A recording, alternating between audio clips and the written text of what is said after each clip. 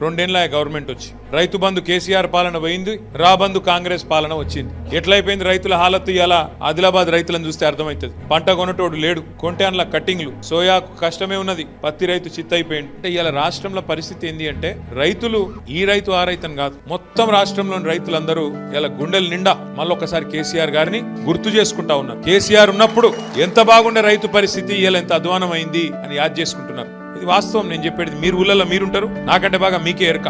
ఏమన్నా కోపమో తాపం ఉంటే మన మీద ఉన్నది. అన్నో ఎన్నో కోపం ఉంటే మనం ఆడ కింది స్థాయిలో ఉండే నాయకుల మీద, నా మీద, మీ మీద ఉండొచ్చు, కానీ కేసీఆర్ మీద మాత్రం రాష్ట్రంలో ఏ రైతు కోపంగా లేడు అనే మాట వాస్తవం.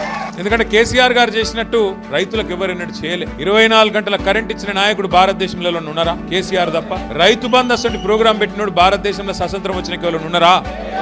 24 గంటల కరెంటు, రైతు బంధు ఒక్కటే కాదు, రైతు చచ్చిపోతే ఆ కుటుంబం రోడ్డు మీద పడద్దని చెప్పి 5 లక్షల బీమా ఇచ్చిన నాయకుడు ఎవడన్నా ఉన్నాడు ఆ దేశంలో? అందుకే రైతుల కేసీఆర్ గారంటే ప్రేమ.